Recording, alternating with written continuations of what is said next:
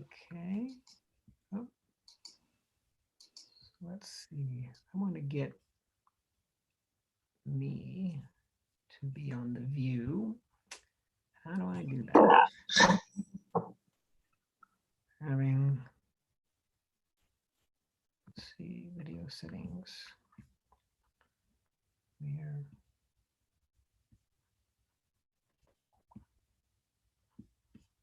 Okay.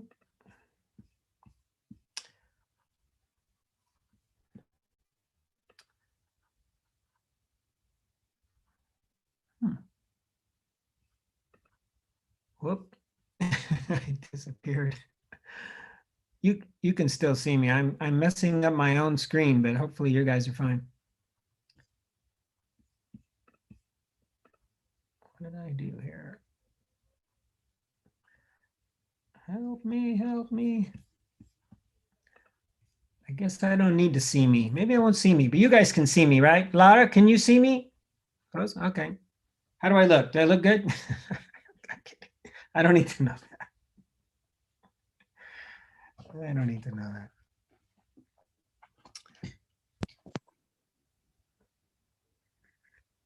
We have somebody named Zoom 266. Who is this? Hello, Zoom 266. Calling Zoom 266. Are you there? Oh, they're muted. Okay.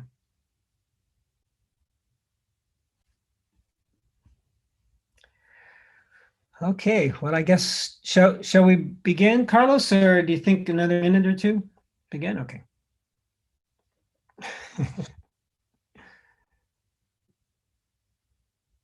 So, thank you guys for coming, both in Saladana, yeah, thank you, and Lara and Rosa and Zoom 266.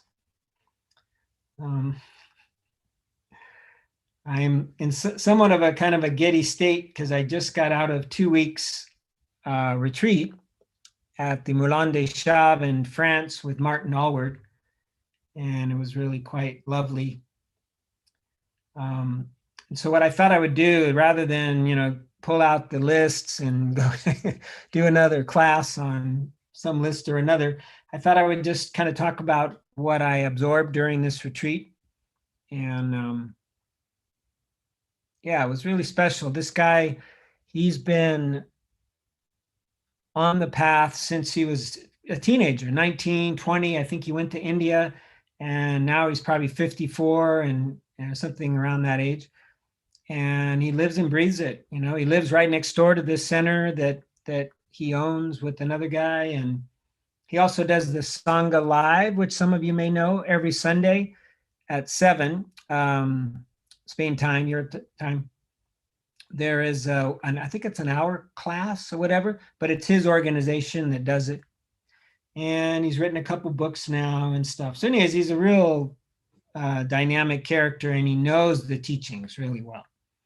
And so I thought I would impart a little bit of what I absorbed from him, as well as, meanwhile, I've been nursing along. Do I have it near me? Yeah. This lovely book, Beginner's Mind. It's Zen Mind, Beginner's Mind by Suzuki Roshi. It's in the Zen tradition, and he was the founder of the San Francisco Zen Center, as well as Tassajara Center in Big Sur and stuff, and quite a dynamic figure as well. He's passed now. But I was kind of reading it a little bit. And so I thought I would just talk about those, draw on those two sources. Anyway, so maybe I saw somebody walk by. Does that mean the bell rang? I mean, the doorbell rang? Or someone's, you can mess with the lights. If you want to dim the lights, you can use the little mando, the pequeño one. Carlos, do you know where it is, the mando? Yeah, that is a little bright. Even I'm all the way in France, and it looks a little bright to me. So you can dim it, and you can also change the colors. Yeah. And I don't know about that color.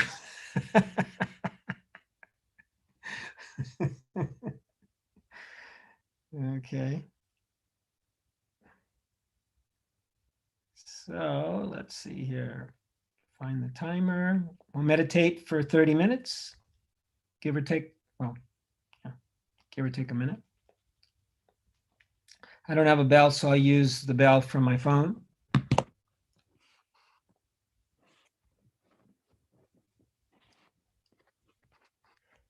And I'm just going to offer just some of the offerings that Martin offered during the meditations about, just kind of being in the flow, you might say, with whatever arises. So starting out with a comfortable posture.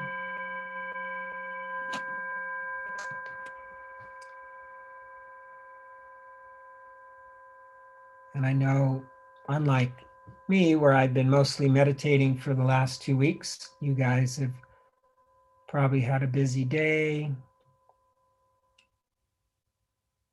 Might be a lot of activity in the mind. And really just to allow this to be without aversion or ill will. And meanwhile, let's try to ground ourselves.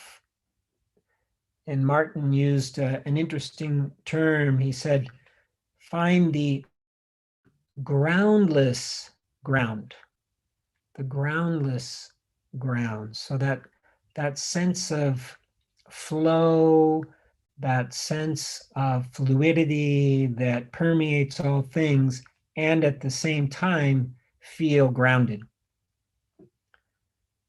And as always, the body is really the best place for that. So if you can, dropping into your body with your attention, feeling the weight of your body.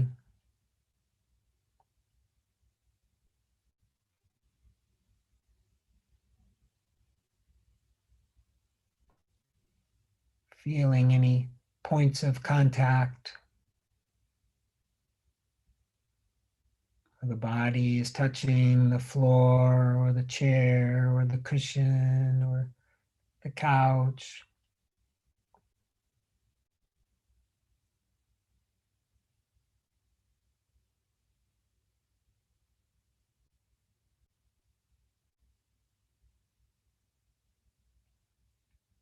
He would talk about satipajanya, mindful awareness, mindful knowing might be a good definition. Sati, mindful, the pajanya, wisdom or knowing. So we're just knowing our experience, knowing the sensation in the body of contact, the sensations in the body of weight. Maybe there's sensations of heat or coolness. Whatever it is, without any judgment or even any evaluation, just noticing it, feeling it, embodying it.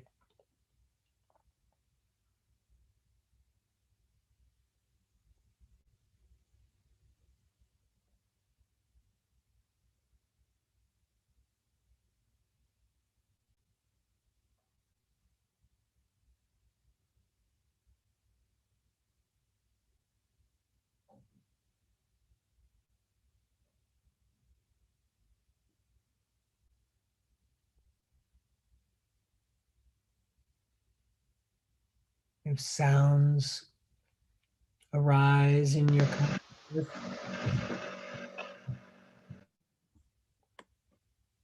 just noticing the sounds,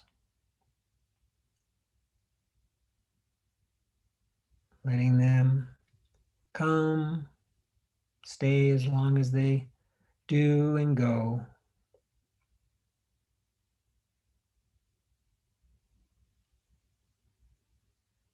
Same with thoughts. Sometimes they may pull our attention away.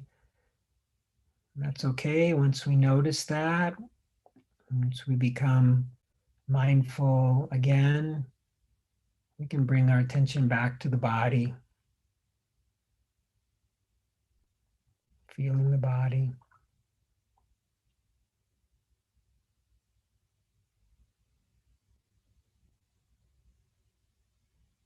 And now, if you haven't already noticed, feeling the breath.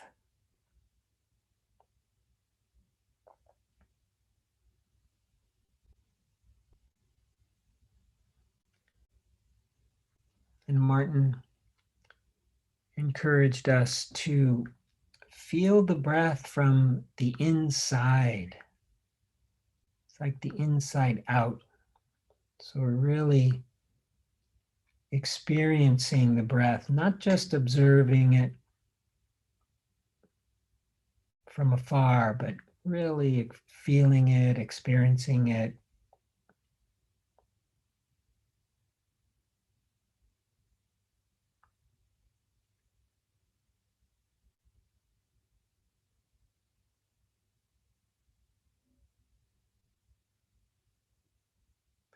And you can use either the body or the breath, or even sounds, the hearing, as an anchor, so that when your mind wanders off, or when the mind wanders off, you have something to come back to.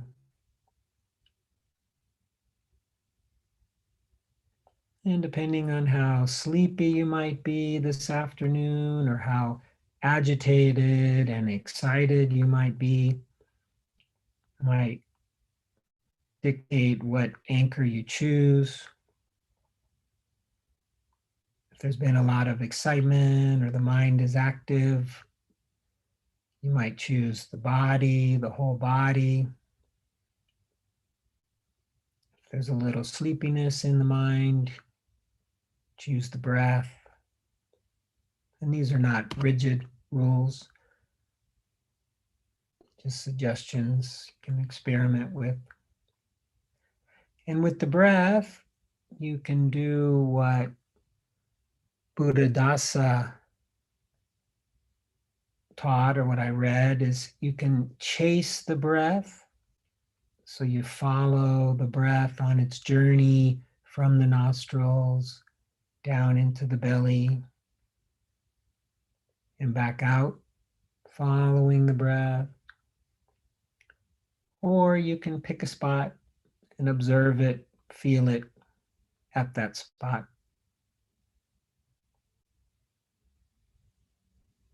And with sounds, it's just a receptive waiting for sounds to come to you. So you're just listening, you're aware that you're listening, you're aware when sounds do arise. And when there's no sounds, you just listen to the soundless. So let's practice a little bit using the body, the breath, or the sounds as an anchor, and just gently coming back again and again, without judgment, without criticism, with kindness and a sense of curiosity.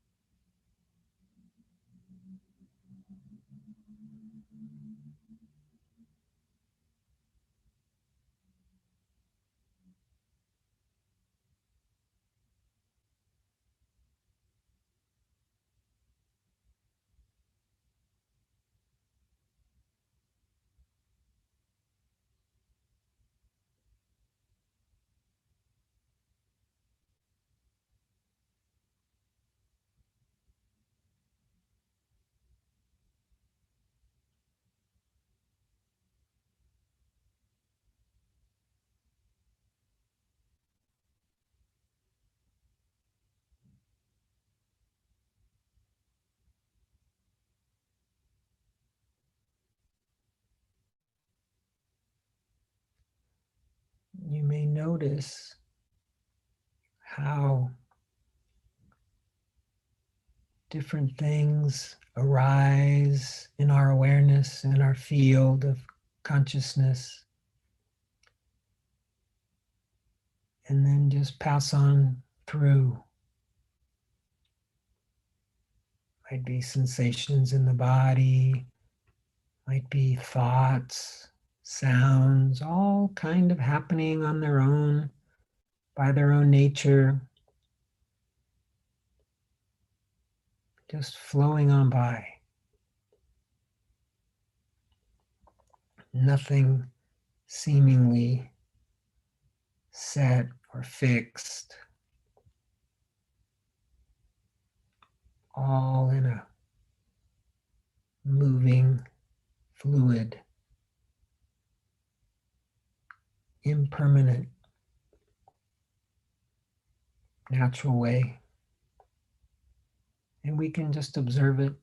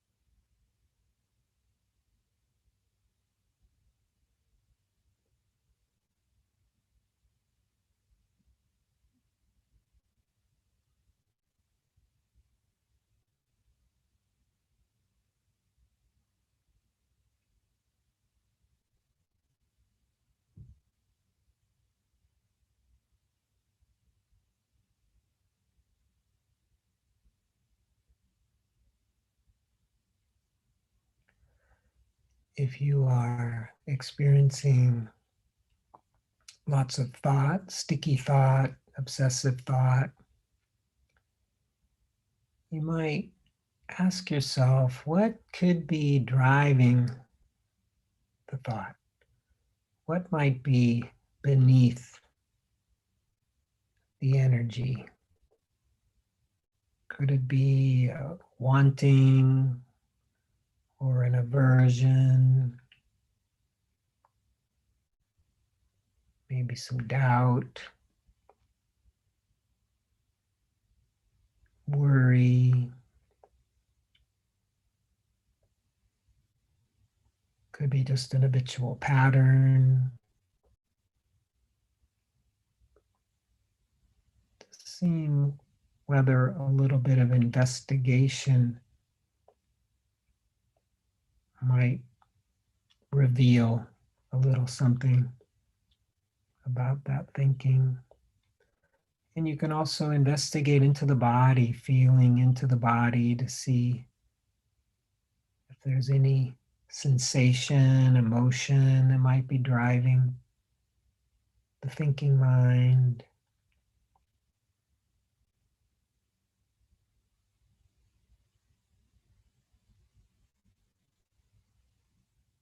And again, just allowing them to be present, to be known.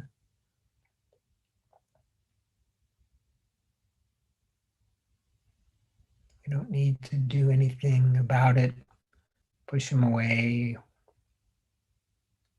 Simply being present to our moment by moment experience.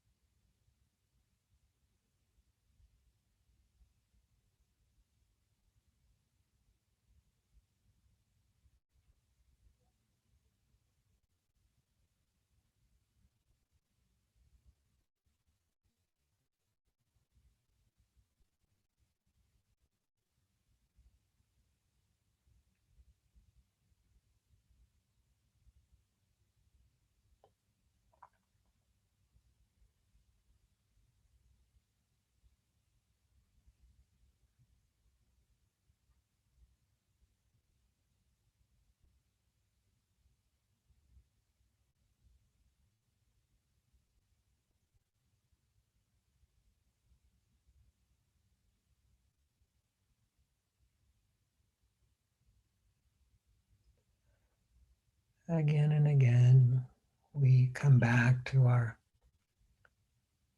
present moment experience,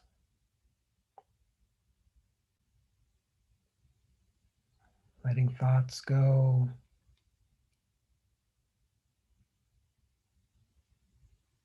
re-inhabiting the present moment for whatever arises, stays a bit, and passes on.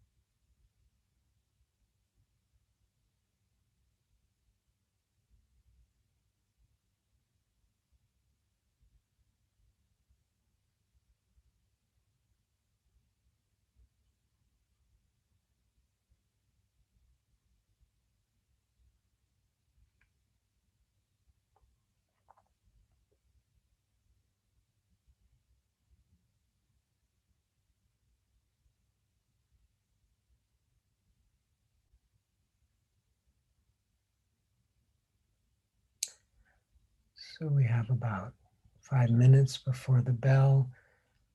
You can continue to work with the anchor, or if you're willing, experiment with expanding your awareness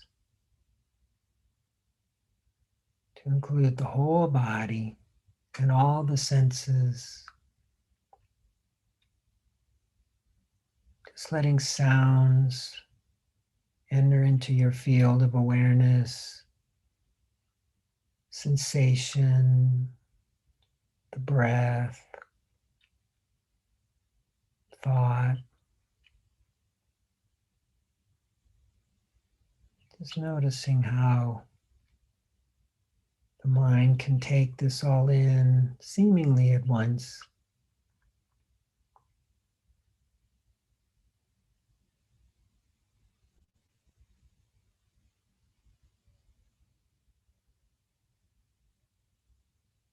And maybe you can even sense how there's no fixed anything really.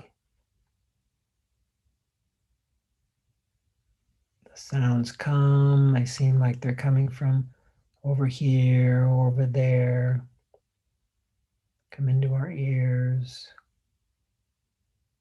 Sensation, maybe by now, little discomfort or sleeping parts, the legs, the feet, the knees.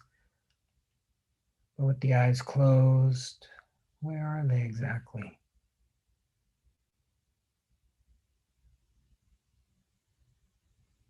The breath, does it really go in the belly?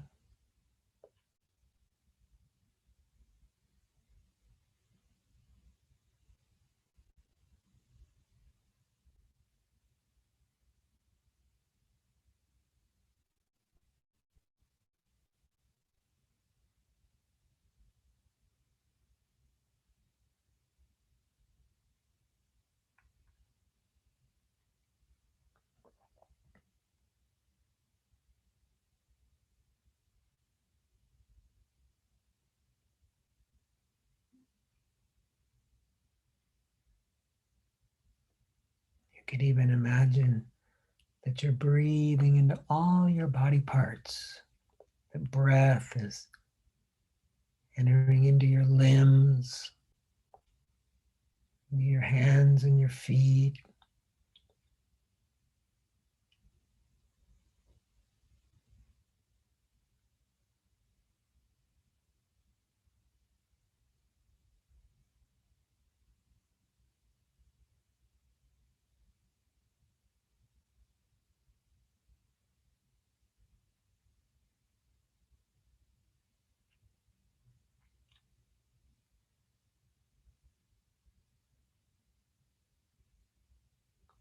And now imagine that you can radiate out in all directions your consciousness,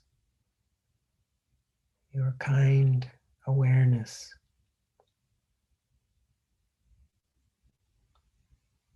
Bringing into this field those around you, if anybody, or beyond, in other rooms, out in the street.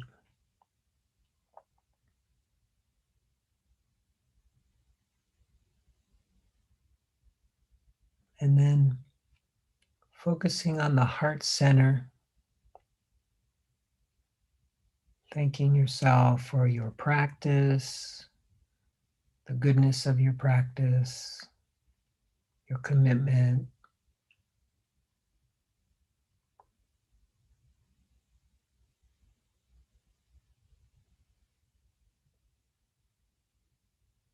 Reminding yourself that this is probably the single best thing that we can do to care for ourselves mentally, spiritually, even physically, and those we care about, those around us, and all beings.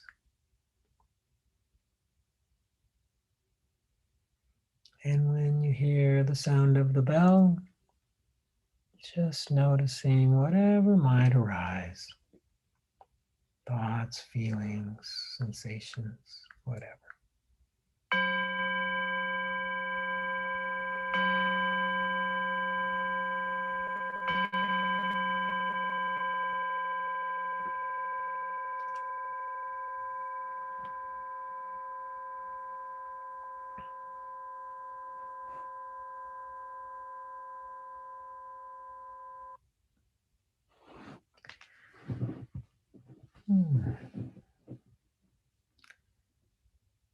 Thank you.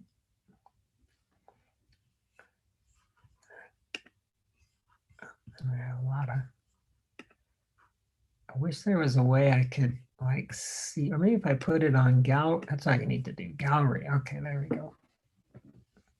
I see Zeke in there with his quite a book collection. Well, thank you. As those of you who have been meditating with us for some time, you probably noticed I threw in a few things that I normally don't, and I stole them from Martin. But I really kind of, it's funny how this practice, this camino, this path is really one of the many things it is unfolding, or like one analogy they use is in another sphere, but one that works here, but it's like an onion where we can keep peeling away the layers of the onion, right? And we keep finding things underneath. And with the practice, with this meditation practice, it kind of seems very similar, where at one level of meditation, we learn certain things about ourselves, certain things about our mind, certain things about our tendencies, our habits. And then we hear the teachings in a certain way, where we can meet the teachings with our understanding.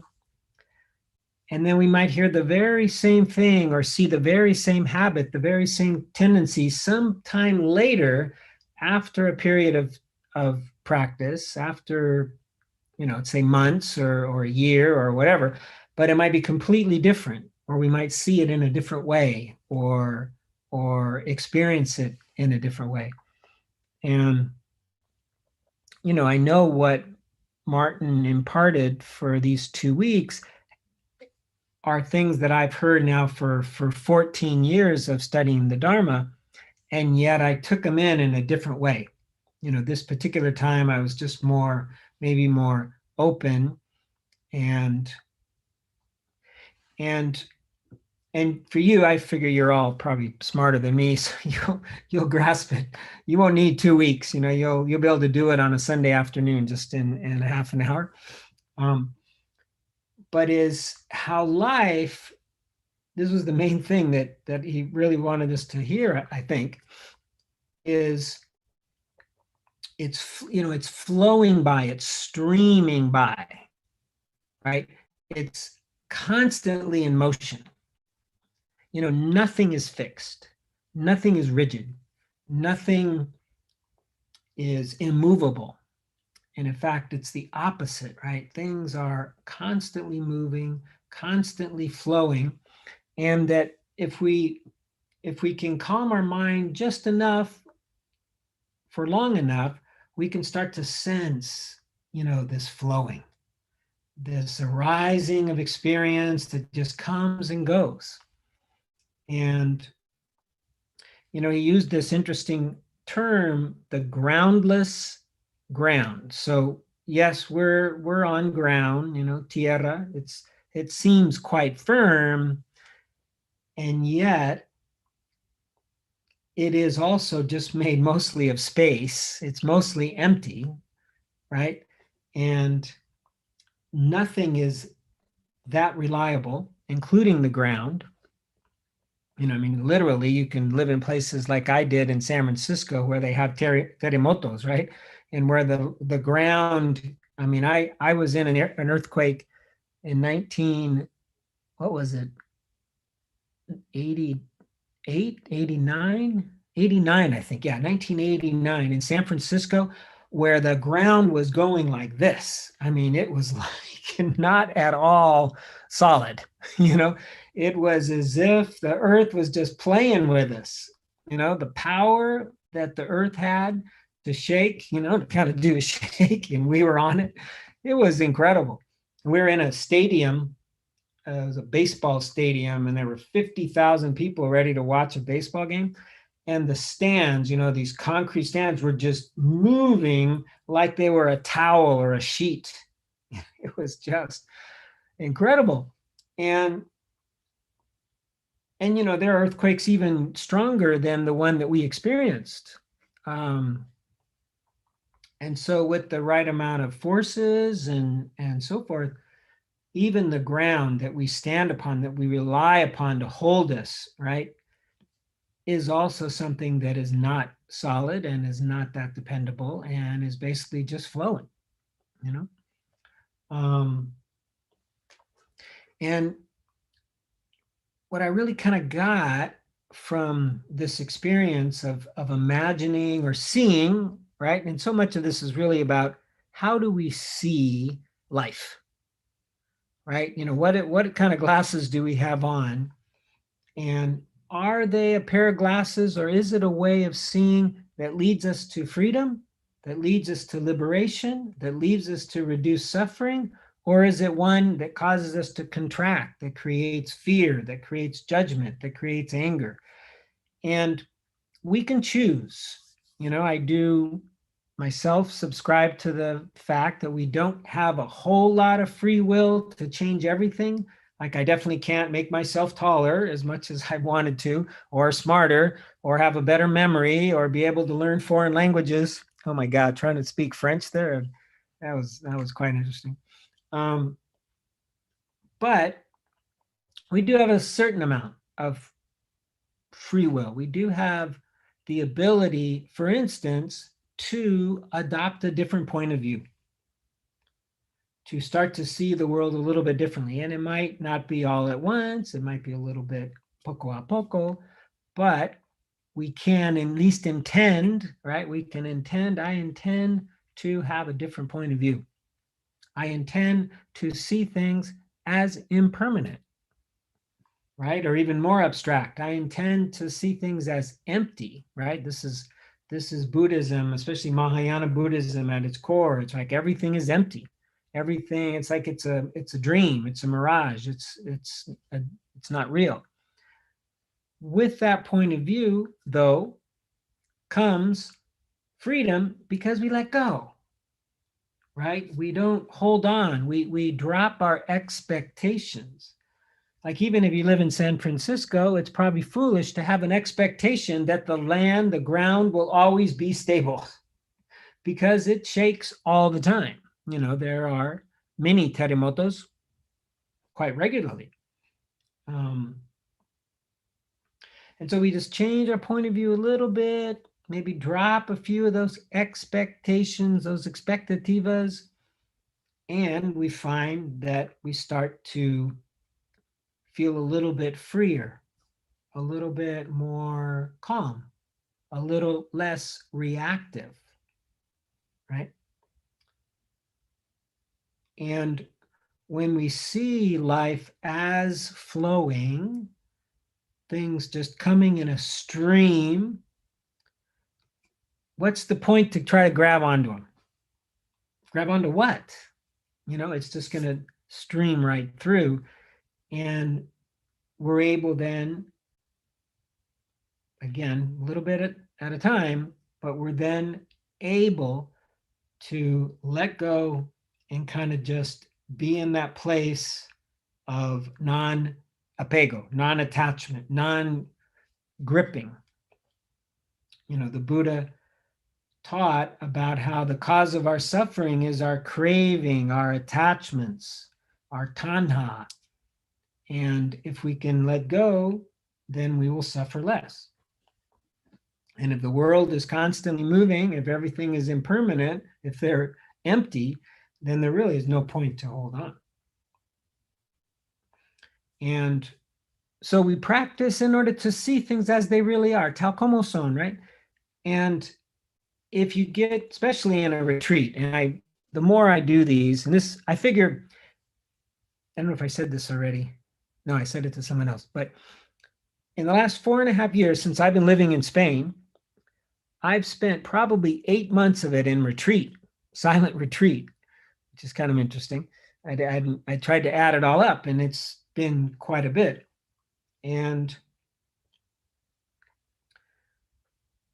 from where I was 4.5 years ago to where I am now, I can see a huge difference. But the mirror that's even better are my children, right? I have 2 daughters, adult daughters, and how they reflect back to me or what they say about me is a much better testimony to how things have gone for me maybe than my perspective, because mine's very slow and it's been very gradual, but they see kind of changes that are a little bit more grand.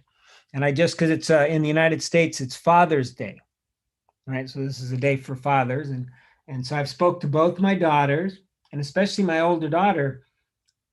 I could just tell, even though she has the reactive memories, she has the memories of me being reactive and even like losing my temper. It's in her body. But because it's been so long now, due to these retreats, really, due to the meditation, her brain knows that it's safe, but the body still doesn't, which just breaks my heart to hear this. But that was the same with me and probably with my parents and so forth. So I know that it works because I experience it.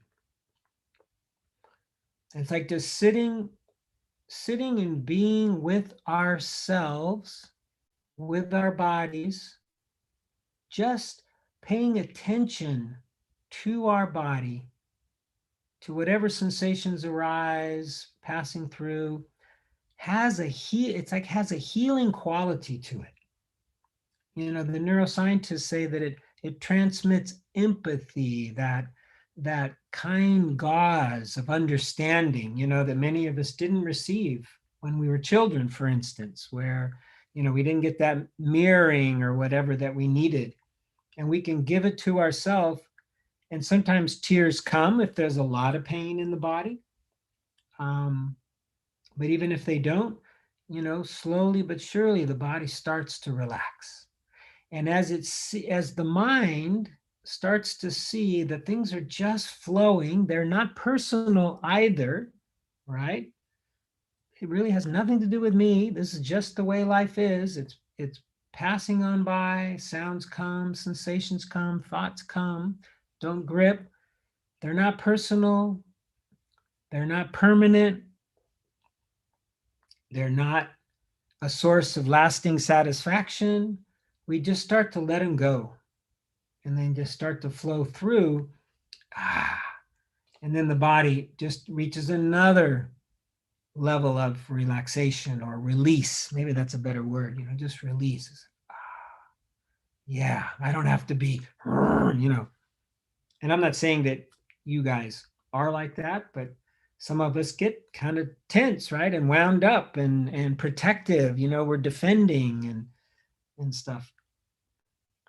And in fact, going back to Martin for a second in his teachings, so the Buddha, and I talk about this quite a bit, where he talks about the three poisons of greed, hatred, and delusion. Greed, hatred, and ignorance. And Martin softens them up a little bit. Instead of greed, he uses desire, which has kind of a softer tone. Instead of hatred, he uses defensiveness. So it's desire, defend, and then delusion or confusion.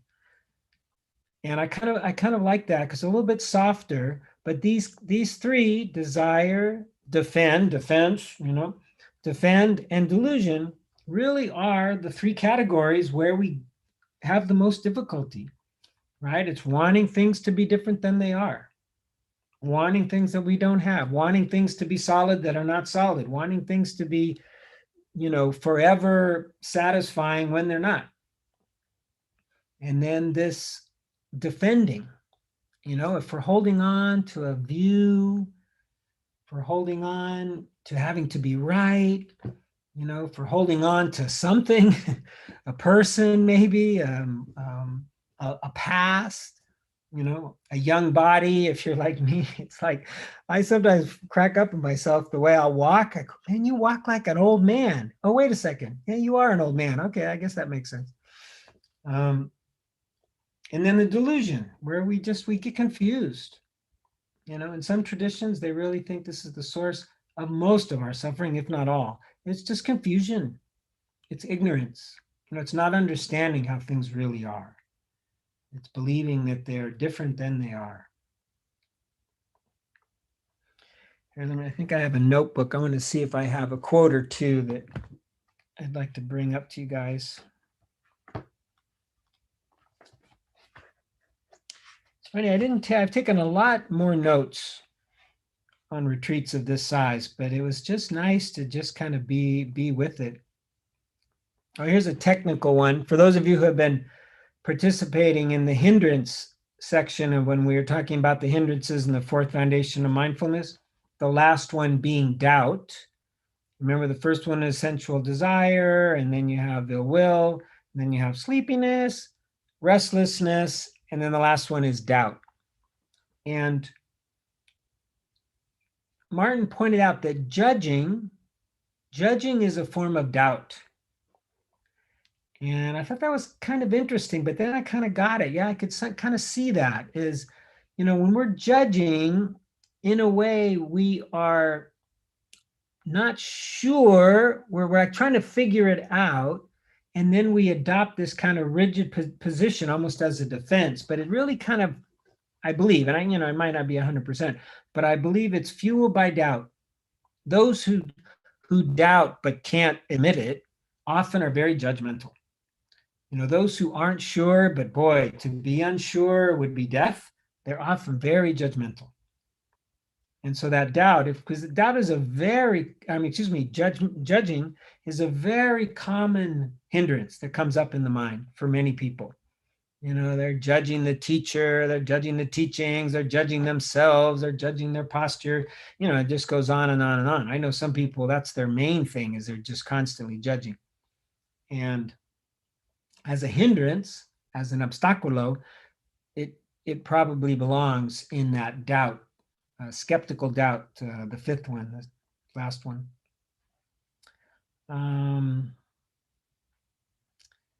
Let's see. Okay, he had a funny. One thing I love about this guy is he's just naturally empathetic. He immediately or compassionate. He can just kind of on default, on demand, go to those places. And like he has little pet words for the mind. So like one of them is needy, greedy, lazy, crazy mind. Right?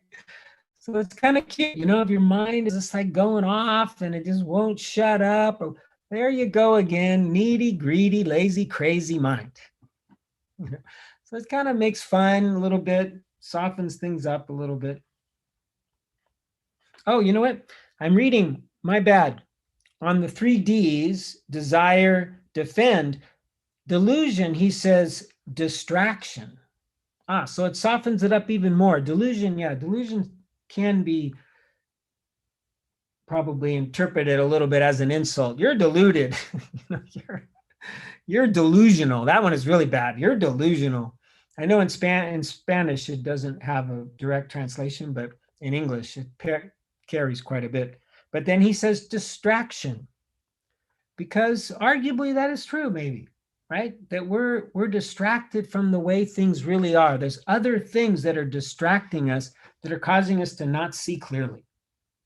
So it's, in a way, it's not our fault that we might be delusional, right? Or that we might be confused. It's all this distraction, which, boy, in today's world with social media and all that stuff, I mean, it's almost impossible to know how things really are. I mean, I'm quite sure I don't know. In fact, the more I get into it, I think I have no idea. I'm completely lost. What else?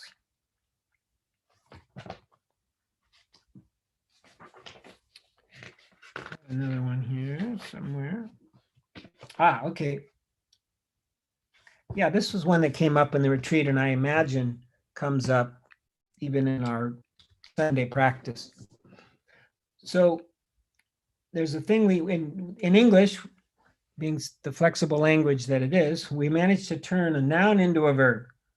Self into selfing.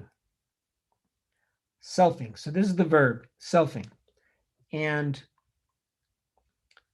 what it basically means is that our thoughts, of which probably, I don't know, 99% of our thoughts are about us, right? They're auto-referential. These thoughts build up this fabricated sense of a self, right? We can probably say pretty safely that, yes, there's this self, but it's a temporary entity that's going to be here for 85 years on average, or whatever the new number is, and then it's gone. Once we die, that self for sure perishes with it. Some people think it might go to heaven. Some people think it might be reborn. I suspect, if I were to bet, that probably it's just it's gone, right? But during our lifetime, we have this sense of self. We have a sense of I, right? And this is pretty unshakable. In fact, there's one teacher I like very much. He's a non-dualist named Rupert Spira. If you ever go on YouTube, he has a ton of YouTubes, and he's just a gentle, teacher. He has a very nice way about him. And one way that you can get into the observing that we talk about when we meditate is to get into that I am sense of, like, what is your perspective from where, right? I am. Now this sense of I am that is always there from the moment we first had a conscious thought until the day we die, there seems to be this unchanging sense of I am. It's like, no matter, you can't get away from it. No matter what you do, it's still there, right? And in Buddhism, this is the knowing. This is the panya, the wisdom of knowing, right? In other traditions, they call it consciousness, they call it internal consciousness, they call it Brahman, they have different names, but it's the part that always seems to know. Well, in Buddhism, probably when they're talking about self, they're talking about what we would call the ego, right? And the ego is this entity within us that helps protect us, that gives us a sense of personality, and it has its interests and so forth, like that. But it's like an insecure part of us that always needs to be reinforced. So it does this thing called selfing. It forms thoughts. I am, an American. I am, a teacher. Not that I am, but, my ego might think that, or, um, some grandiose thing, or even negative things, but it's always building and reinforcing this sense of I.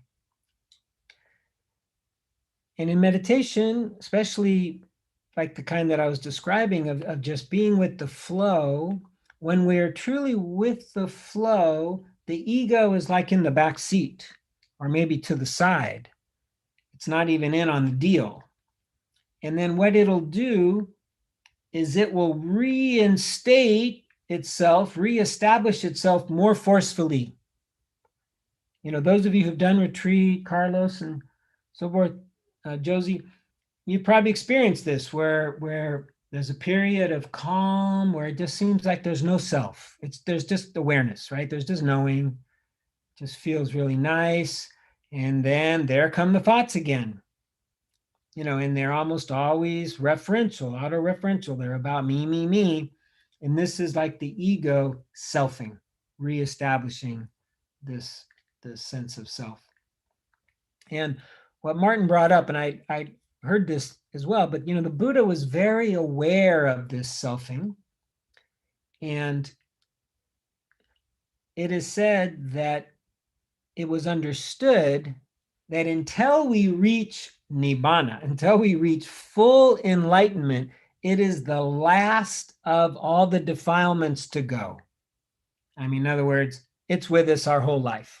It doesn't stop unless you're one of the lucky ones, like the Buddha, who managed to achieve full awakening while still in this body. It doesn't go. So the ego remains. It might go in abeyance for a little while, but then it reasserts itself. And I experienced this so many times during this retreat. I just get a nice little run going, no thinking. I mean, there's thinking, but it's like in the background. It's very weak. I'm just going and feeling just so good, and I'm finish up and I go, oh, now I'm on it now. I've got my meditation under control, and then the next sit, and I can't stop thinking the whole hour-long sit or whatever. It's just the mind reestablishing itself, the ego reestablishing itself, whatever that thing is. We can call it an ego. He had told me the Pali word, which I thought was an interesting word. I'll share it with you.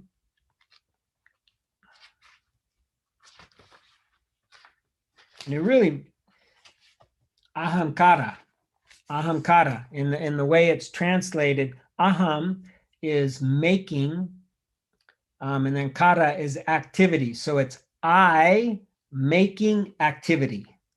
That's the direct translation of ahamkara from Pali to English. I making activity. So there's I making making activity in the mind right up to the point of either nibbana or death. And so, I tell you this in part to be more understanding, right, about this tendency that we all have. This is part of being a human being, and the ego is not the enemy. The ego is not something we need to crush or kill or, whatever. It's just there, and it's gonna want to be seen as well. It's gonna want to be included. Let's see. How are we doing on time? A couple more minutes. Yeah. So this is what I wrote. I said, regarding self, Martin says the self will keep reasserting itself when the sense of self has weakened.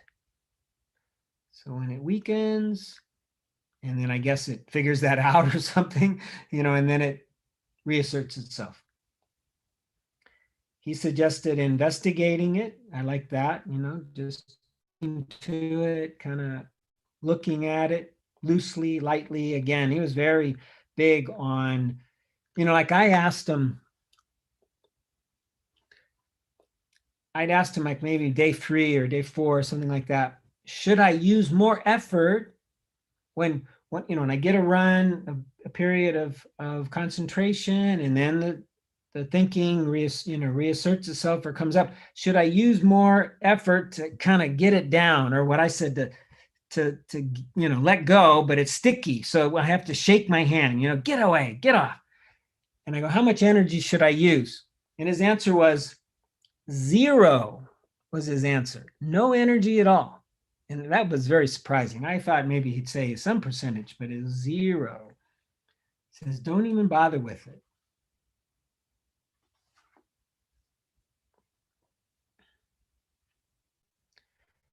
They gave me an idea of just doing a quick evaluation of the self at that moment. Okay, yeah, we can do that, right? We can just kind of do a quick evaluation of where that self is in this moment. What does it want?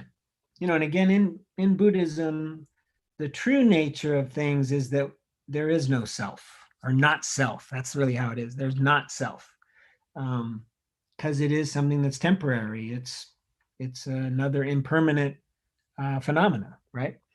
And so maybe we can look at it a little detached. So this is not me, but we can kind of investigate it. What's driving it again? Like a lot of that thinking that comes up, it's just I making activity, ahamkara. That's all it is. And, we just look at it and it's like, okay, there it goes again. The self is trying to, the ego is trying to build back its muscles. It was a little threatened, and okay. And a lot of times that's all it takes is a little bit of empathy, a little bit of understanding, a little bit of acknowledgement. And then the self feels safe again, kind of goes back into recession a little bit. And then we can reconnect back with the way things are, with the natural flow of things, until it feels threatened, and then it comes up again, right? Let's see, that might be enough.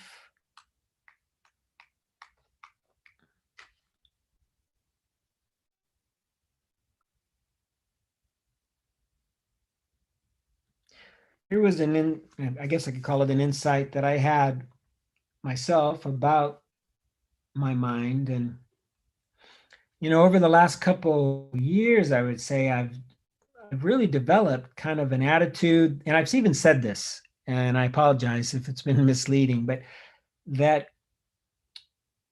none of my thoughts are as enjoyable as no thought. It's like if I can get my mind to not think for a brief period of time, that is more enjoyable for me than any thought I can have. However, at this retreat, I realized that, sometimes my mind does prefer my thoughts. My mind is pretty creative. It comes up with creative ideas. It does have some compelling moments. Probably 90% of what it thinks is, not worth thinking again. And it probably is a rerun from, the day before or whatever. But especially when there's some spaciousness, that is another benefit with these retreats, is it creates some spaciousness in the mind, where memories that you haven't thought of in, half your life or longer will arise. Or you might have a very creative thought that you had never thought about. And these are wonderful things. This is one of the gifts of being a human being, right? Is we do have a mind that can be creative and can come up with interesting things. And so it's not all bad. Don't believe everything I say. just because I don't particularly like all the things I think doesn't mean you have to not like yours. Anyways, but that kind of came to me. Yeah, that is it. And I think that's right on time. Is there anybody who would like to say anything? I'd especially be kind of curious what it would be like to hear something from somebody in Saladana if they were to say something from afar. Does anybody have any comment or question in Saladana?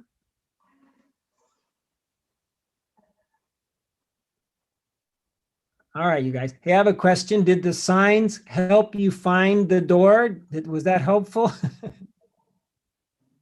So Jesus wanted to ask a question. I don't know if you can hear him. Okay, Jesus. Can you hear me? I heard that. Right. I was just wondering if isn't any kind of one thing like like a clear sign that there's like an ego behind, like in whatever form, like wanting is always, like a force, like, driven by the ego, right? Even if you try to like, get rid of the ego. I'm trying hard to just get rid of, my ego. Isn't that like in itself like an ego creative thought? I mean, like it feels like saying hi, I'm here, but it's like in the back controlling you. I mean, it's like you kind of wanting this part of an ego like way of like operating, right? Yeah, so I'm not fully understanding the question. Is it the ego wanting? Is that what you're asking about? Or like you wanting the ego to go away or whatever? Where is the wanting? You were saying like at a retreat, you were saying like, I just wish I could, just stay like this and just, you know, mm, thoughts like not coming back to consciousness. But like, isn't that like whenever you're wanting, like, in any way, like, isn't the ego that's fueling the wanting? I mean, like it's Okay. Yeah, that's what I kind of thought you were saying. Is it the ego fueling the wanting? I think that's a very good question. And I would say probably most of the time, yes. But I'm not so sure 100% of the time. And again, what is there outside of the ego? Is there like another entity, or is there another part of us, or is it, this internal consciousness or whatever? But I would say if the wanting is for something wholesome, for instance, to be liberated, then is that coming from the ego or not? I'm not so sure. But if it's wanting to be liberated so I can tell all my friends that I'm liberated, right? Or that I can, that now I've achieved this status of liberated or whatever, that to me sounds a little bit more like the ego. But I might be limiting really what the ego wants in my definition. But generally, I kind of think of the ego as kind of wanting in an immature way things. Wants to look good. It wants people to think a lot, think highly of me. The ego is very sensitive, and my experience of the ego is not so much that the ego really cares about liberation in the true sense, because, and this was a very interesting comment that Martin made. He said that it's very difficult for us to see that there's not a self, because we see with the self, right? It's like, how can the self, and let's call it the ego for a second, see or agree that it doesn't exist? This would be quite impossible, right? Because it's seeing, it thinks it exists, right? And so this one I think is very difficult for us to grasp and to accept, that there is no self, really. In Buddhism, they just say not self. They don't really tell us what there is, but they just say there's no self, right? There's not self. And so bringing this back around to the wanting, I kind of suspect that if the wanting is not wholesome, if the wanting is, wanting to have accomplishments, of wanting to have fame, to wanting to have money, to wanting to have these kinds of things, I suspect that kind of wanting comes from the ego, and that's ones that we would want to work with. But if we want to be free, if we want to be happy, if we want to be healthy, if we want to be liberated, I think those go beyond the ego. I think there are good, wholesome wantings, and then there are unwholesome wantings. So Jesus, I don't know, does that answer your question? Or just take a stab at it? Yeah, it does. Thank you. Okay, thank you. And then just the listening, I mean, I was able to more or less understand. It wasn't perfect. Maybe someday we'll try the microphone. Anyways, we've run at least up to that time. Is everybody okay? We'll do a little metta close. Okay.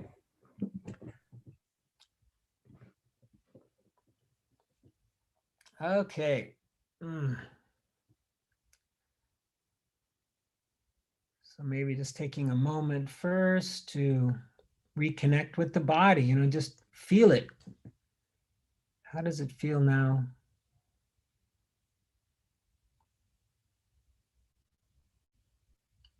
It's a little bit energized or maybe more sleepy.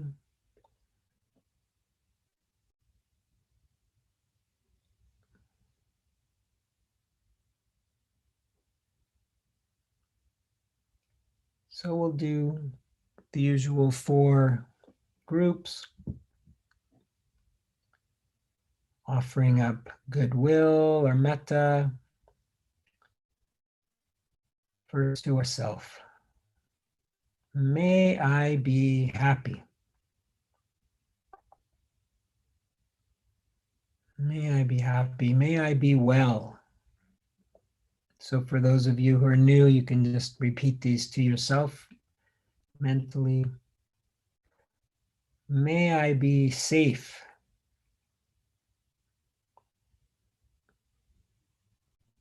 May I live with ease. These are phrases we can use anytime. So now let's go to a benefactor, somebody we care about unconditionally, we love, we look up to. Imagine this person. Let's send well wishes to them. May you be happy. May you be well.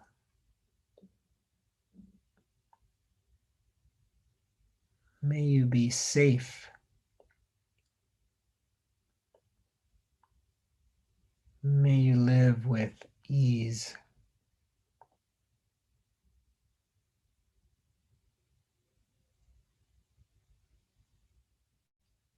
And now let's go to a difficult person, a difficult being. And this, you could include your ego here. Wouldn't be a bad place at all. So imagine talking to this being that maybe you've got a little resentment towards or a little hurt from them. Or again, the ego, just struggling with it. Send some well wishes, good wishes to them. May you be happy. May you be well. May you be safe. May you live with ease.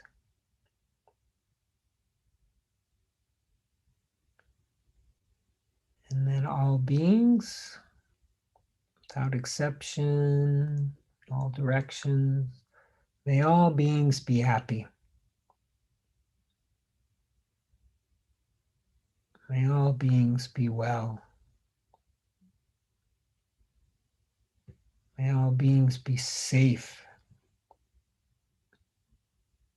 May all beings live with ease. And finally, dedicating the merit or the fruit of our practice today, our Sangha, the teachings, our Buddha nature, offering these up for the benefit of all beings. May all beings be happy and peaceful, healthy and strong, safe and protected. May all beings be free from suffering and the causes of suffering, free from war and violence, discrimination, racism, and coronavirus. And may all beings in all their forms, all life, find their path, find an end to their suffering, find themselves in the flow. May all beings be free. I don't have a bell there, but imagine there's a bell.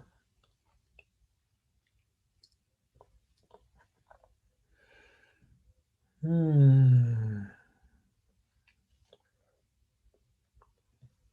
thank you all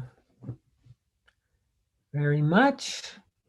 This wasn't, I don't know how it is in Saldanha, but it's not so bad. And so happy that Lara keeps coming and Rosa and now Zico's here. But so funny, at the beginning of COVID, I don't know, there would be 30 people on the Zoom calls, but it's fine. As long as somebody keeps showing up, so will I. Which next week I will be in New York City, visiting my daughters and possibly my brother too. Bye, Rosa.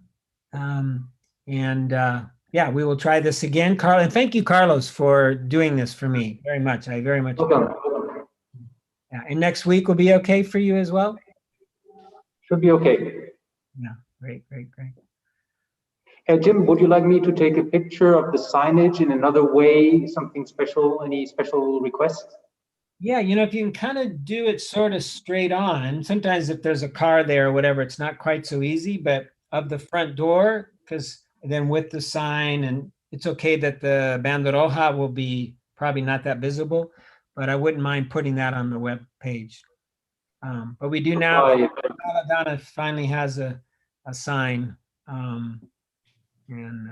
So it's official, I guess. It's not, I guess it's not official until you're on Google Maps, but anyways, we do have a sign. Yeah, and I don't know how more I can say. I just wish you all the chance to go on retreat someday and really experience what can come from an extended period of time of sitting. It's quite lovely, and it lasts too. It doesn't last forever. Nothing does, but you get a little momentum, and then you take it out in your life, and it can be good for a while, and then of course reality starts to sink in and goes away. Anyways, I'll hang out for a little bit longer if you guys want to. Carlos, I don't know if you want to turn me off, or maybe if there's some questions or anybody wants to say anything, but I'm in no hurry. I'm not going anywhere. I'm just in this little hotel room. Maybe stop